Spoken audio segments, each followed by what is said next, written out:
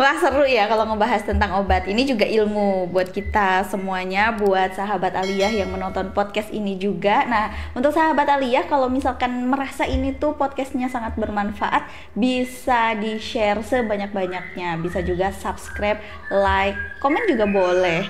Udah subscribe? Sudah. Harus dong. Dan juga ditonton supaya viewersnya meningkat. Dan juga bermanfaat sekali podcast. Iya benar, jadi share-nya ini ya diperbanyak lagi gitu.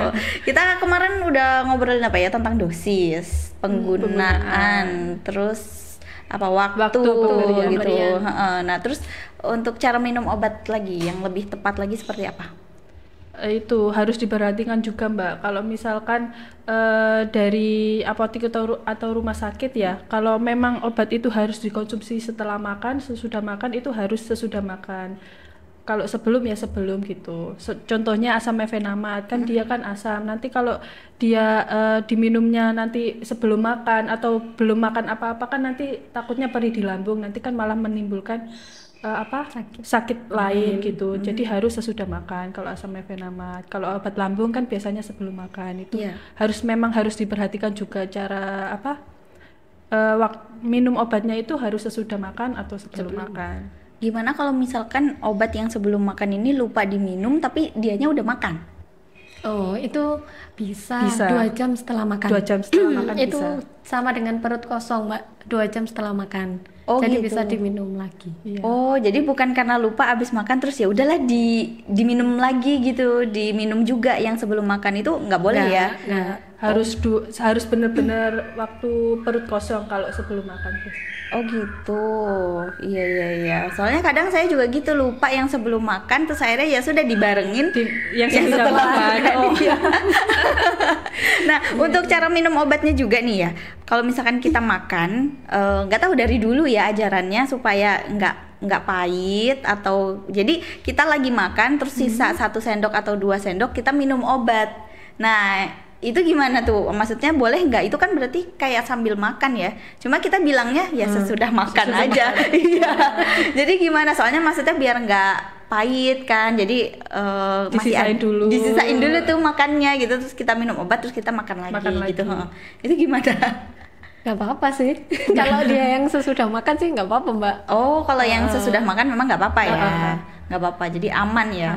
Emang ada obat yang misalkan harusnya barengan sama makan? Ada sih. Oh ada. Beberapa obat. Obat apa tuh? Yang saya tahu itu kayak obat diabetes akarbus itu namanya. Dia diminumnya ya waktu suapan pertama terus minum obat terus lanjut makan lagi. Oh, jadi untuk penderita diabetes yang mendapatkan obat apa itu namanya akarbus itu berarti suapan pertama terus langsung minum obat terus lanjut makan lagi. Itu supaya apa, Mbak?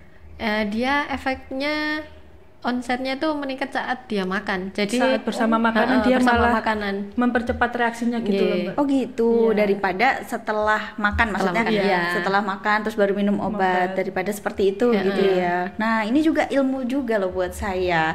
Dan juga buat sahabat Aliyah mungkin di rumah ada yang keluarganya menderita diabetes gitu kan. Soalnya kan memang di Lumajang sendiri untuk penderita diabetes cukup banyak ya kan. Banyak pasiennya juga ke penyakit dalam ya kan. Oke, itu untuk ini ya apa namanya minum obat. Terus ada lagi nggak, Mbak? Ya itu seperti yang di bahasan yang kemarin itu Mbak, kalau antibiotik kan harus habis gitu. Oh iya, nah ini kadang banyak loh yang nggak habis karena merasa dirinya sudah sembuh nggak dihabiskan. Iya, seharusnya harus dihabiskan kalau antibiotik. Oke, itu harus dihabiskan kalau antibiotik ya. Antibiotik kan harus habis ya Mbak. Nanti soalnya kalau nggak habis itu apa ya istilahnya dia akan kebal gitu loh Mbak. Jadi seandainya hari ini dia minum amoksisilin tuh harusnya dia kan habis terus nggak habis. Nanti bulan depan atau kapan dia minum amoksisilin lagi dia sudah nggak mempan gitu.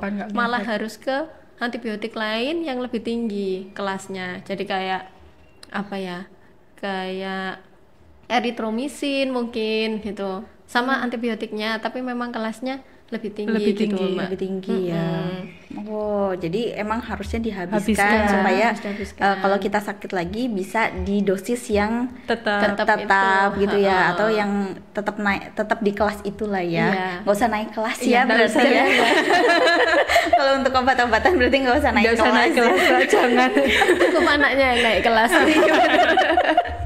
Soalnya kalau obat yang naik kelas kan mindsetnya berarti kayak dosisnya lebih tinggi ya. Tinggi. Iya. Nah, bisa. itu dosisnya lebih tinggi berarti kan apa cara penyerapan di tubuh kita pun atau apa sih mempengaruhi ginjal kita lebih berat gitu nggak sih kalau dosisnya besar?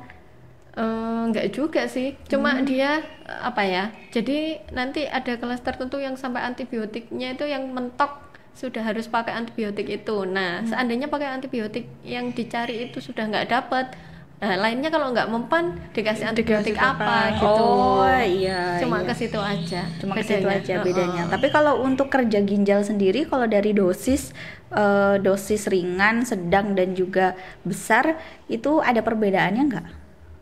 Enggak juga. Maksudnya kan dia kan pastinya dosisnya itu sudah sudah dihitung sama, sama dokter. dokter. Pastinya sudah dianggap aman kan dosis itu gitu.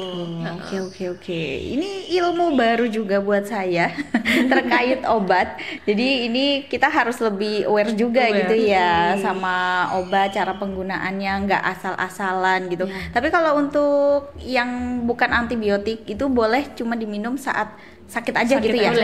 Boleh. Kayak misalkan pusing ya udah minumnya cuma sekali saat aja. pusing, ya. Setelah pusingnya udah selesai nggak usah Nggak usah diminum diminum. gitu ya.